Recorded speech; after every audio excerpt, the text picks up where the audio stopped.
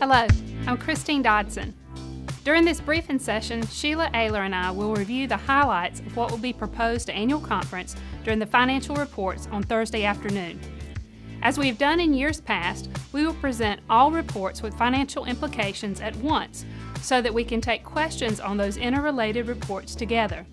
We hope that this approach continues to give the big picture of the financial implications of our actions at annual conference and help conference members be more informed of how these committees work together. Highlights of the briefing session will be included online, and a frequently asked questions document will be added as we approach conference to help explain reports that are being proposed. The Insurance Committee is proposing that we continue with our self-funded health plan for our eligible active clergy and lay participants. Our current trends indicate that an increase of around 12% in premiums would be needed in order to continue with the same level of benefits. The committee has proposed a plan that combines a change in benefits with an increase in premium and use of reserve funding to try to keep the rate increases at a level that can be sustained by local churches and plan participants. The committee has recommended that we change benefits by increasing the deductible for all plans by $500 and ending the medication dedication program. That program is one where participants receive generic maintenance drugs at no copay and was started to help educate users of generic options. Almost all other plans have discontinued the program, and the Insurance Committee recommends that we do the same. With the changes in benefits, the committee recommends an increase in rates of 2.5% for plan participants and churches. Because we're self-funded, we pay actual claims as they arise. If the claims for 2017 are higher than the premiums charged, the Insurance Committee commits to fund the difference from its plan reserves to help partner in sharing the cost of the plan with churches and participants. Conference members should expect to see plan changes proposed during the 2017 annual conference to provide further wellness and cost reduction strategies, including options like consumer-driven health plans and maybe premium incentives for healthy behaviors. The Insurance Committee recommends no changes to the dental plan or the life insurance plan.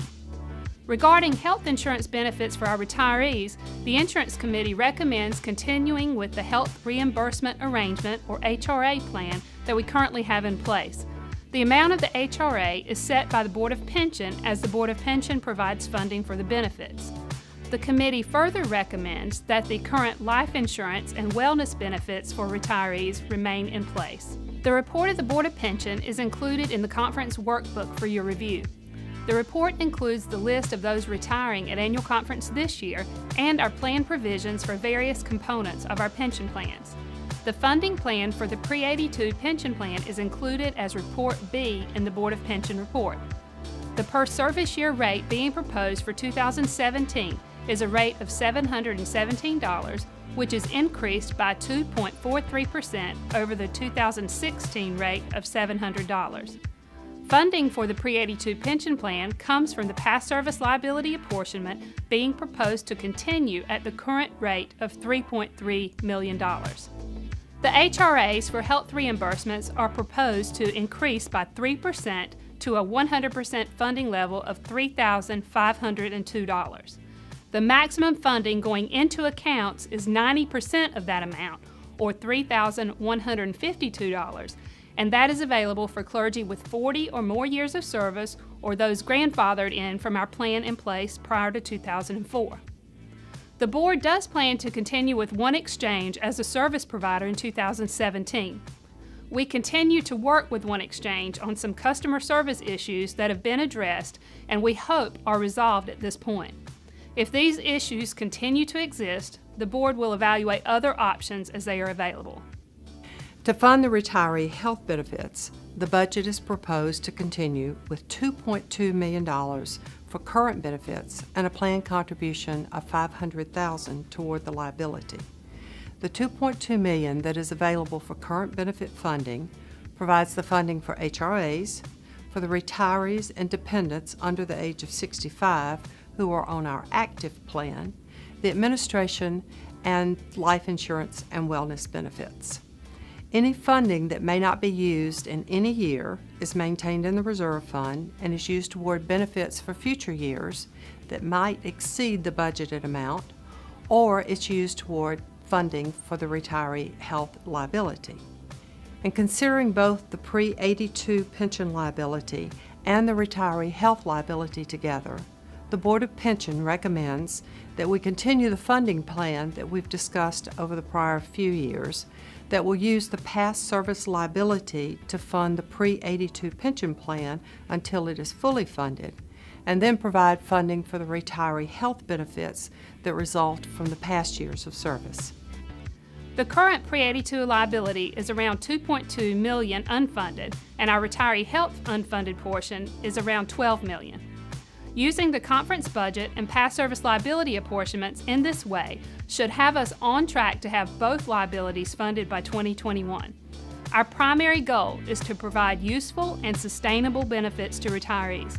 Current benefit levels and funding plans should allow us to fund these plans by 2021 and remove these lines from the annual conference budget in 2021. Report D of the Board of Pension report is the plan document for the Minister's Transition Fund pension plan. One change is recommended to the calculation of the contribution required by pastors participating in the plan. It is recommended that the calculation remove utilities allowance and replace it with unvouchered cash allowances. Several of our churches are moving to a housing allowance for pastors, and utilities may or may not be listed separately as part of those allowances. This change helps to level the contribution requirements for pastors who continue to have a separate utilities allowance and those who do not. If this change had been applied in the previous year, it would have meant lower contributions from pastors and a decrease in the dividend of about $70 per person. The IRS considers unvouchered cash allowances to be the same thing as salary, so it is proposed to include any of those allowances in the calculation.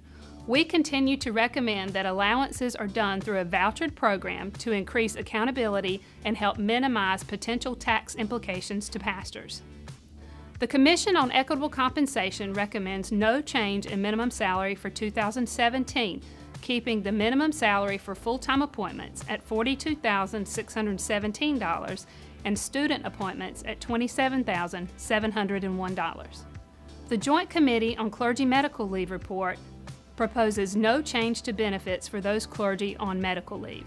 The Council on Finance and Administration report will be included in the conference workbook.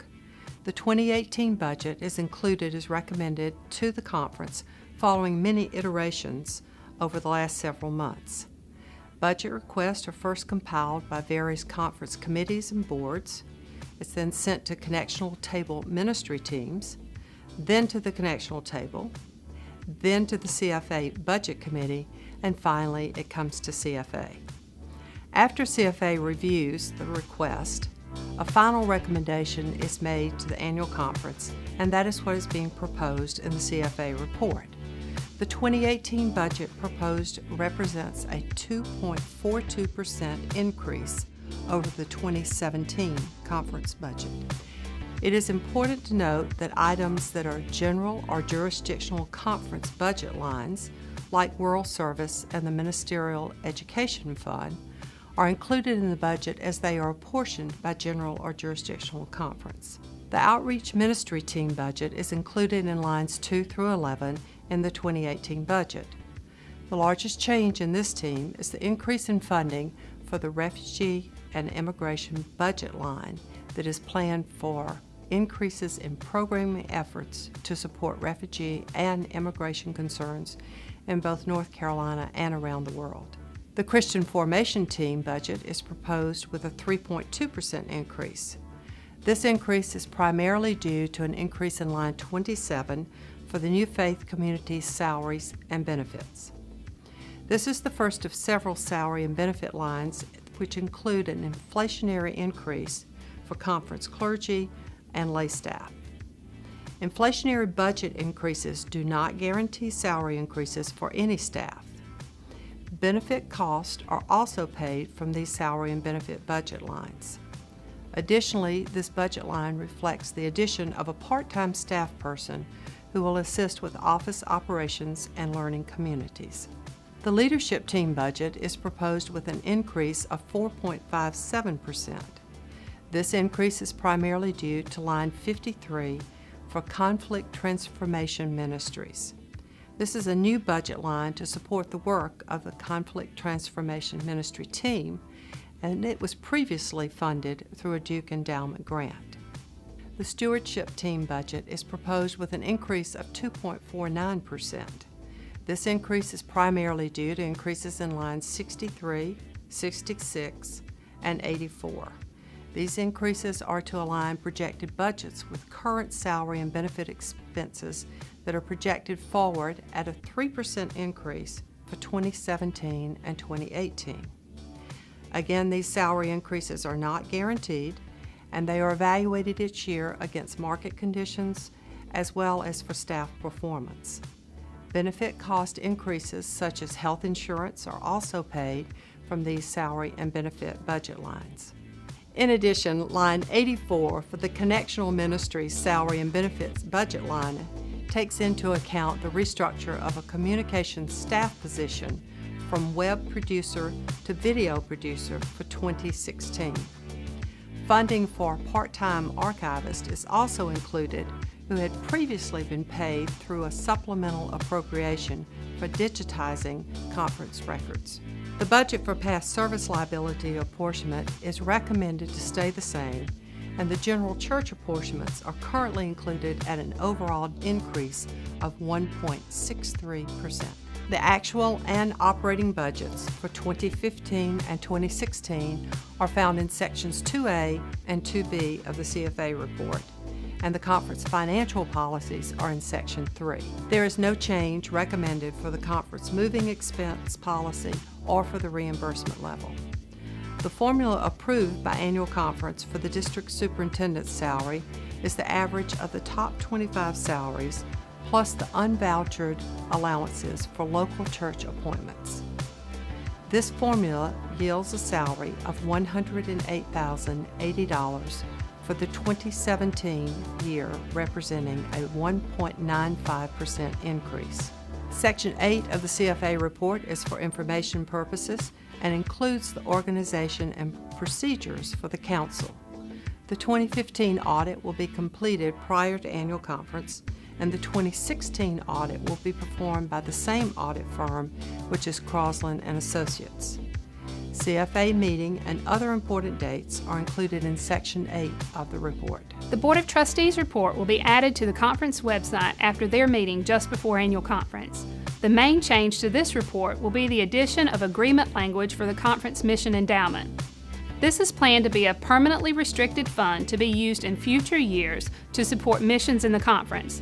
The final proposed language will be presented as part of the trustees' report at annual conference. Thank you, and please send any questions to helpdesk@nccumc.org. More information about annual conference can be found on our conference website at nccumc.org. We will post a frequently asked questions document as we approach annual conference to help inform conference members where additional information has been requested.